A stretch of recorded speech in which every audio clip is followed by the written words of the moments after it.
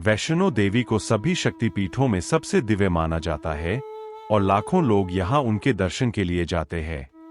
लेकिन वैष्णो माता की इतनी महिमा होने के बावजूद उनका जिक्र किसी वेद पुराण में नहीं मिलता। आखिर क्यों? क्या माता वैष्णो एक काल्पनिक पात्र है? अगर नहीं, तो आखिर कहां से आई है वैष्णो देवी? वैष्णो देवी का दिव्य शक्तिपीठ इतना प्रसिद्ध है और उसकी मान्यता इतनी ज्यादा है कि लाखों लोग 14 किलोमीटर की मुश्किल चढ़ाई करके उनके दर्शन करने जाते हैं। लेकिन इतनी मान्यता होने के बावजूद हिंदू धर्म के किसी वेद और पुराण में उनका जिक्र नहीं मिलता। तो ऐसे में मन में सवाल आता है कि उनकी इतनी महिमा कैसे फैली और उनका अस्तित्व कहां से शुरू हुआ। तो चलिए जानते हैं इस छोटे से वीडियो के माध्यम से वैष्णो देवी का इतिहास।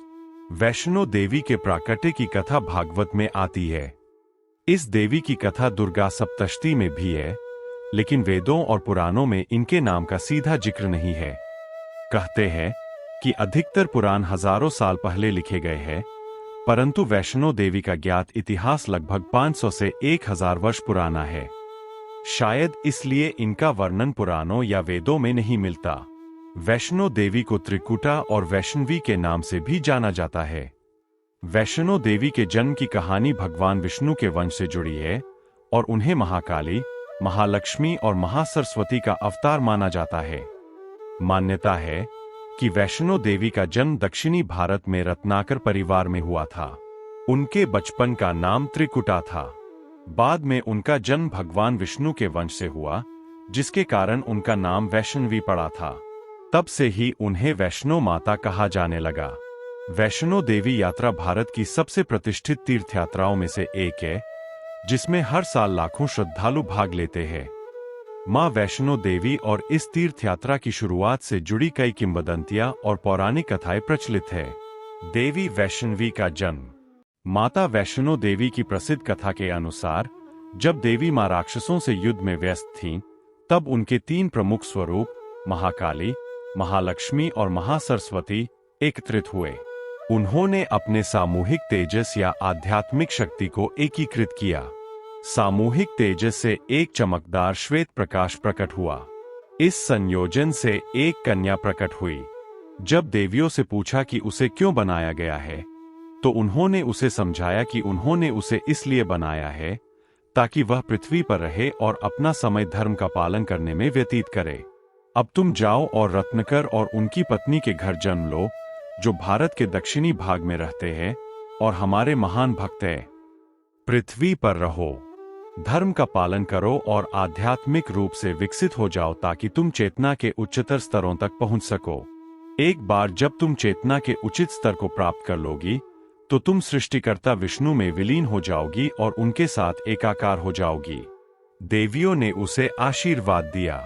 कुछ समय बाद रत्नाकर और उनकी पत्नी के घर एक अत्यंत सुंदर कन्या का जन्म हुआ। दंपत्ति ने उस कन्या का नाम वैष्णवी रखा। बचपन से ही उस कन्या में ज्ञान और आध्यात्म की अदम्य लालसा थी।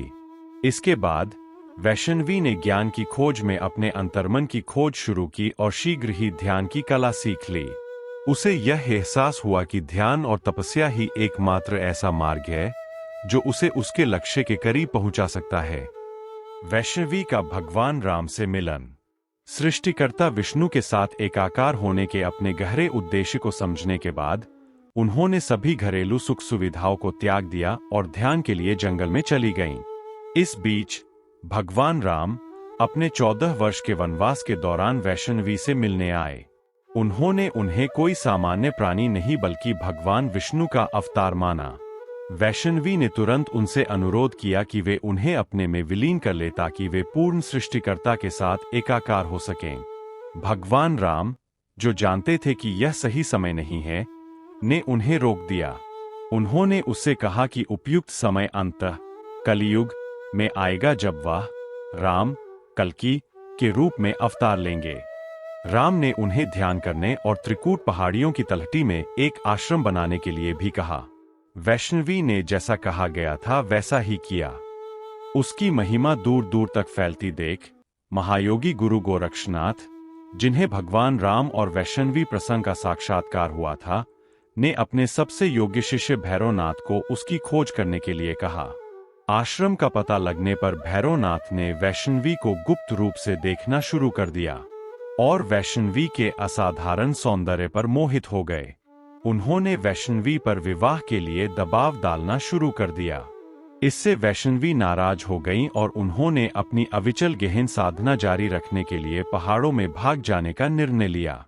लेकिन इससे भैरवनाथ नहीं रुके और उन्होंने उसके पीछे पीछे उसके गंतव्य तक जाने का निश्चय किया।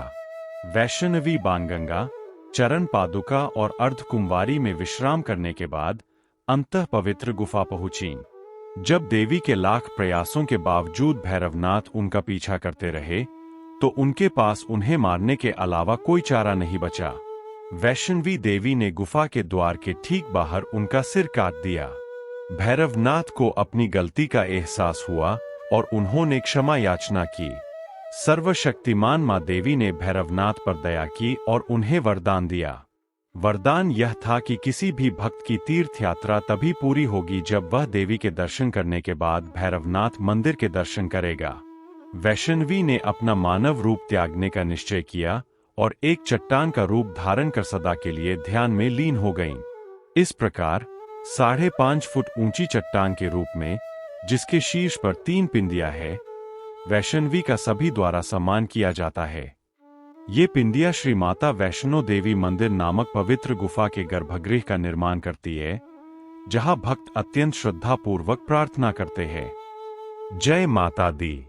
दोस्तों, हम उम्मीद करते हैं कि आपको माता वैष्णो देवी के बारे में जानकर अच्छा लगा होगा। यदि आपको हमारा यह वीडियो पसंद आए तो हमारे वीडियो को लाइक जरूर करें। सनातन धर्म से जुड़ी धार्मिक कहानियों की और अधिक जानकारी के लिए आप हमारे YouTube चैनल विमल एनिमेशन को जरूर सब्सक्राइब करें। अगर आप हमें अपना कोई सुझाव देना चाहते हैं या वीडियो से संबंधित आपका कोई प्रश्न हो तो नीचे दिए कमेंट बॉक्स में जरूर लिखें। जय सनातन।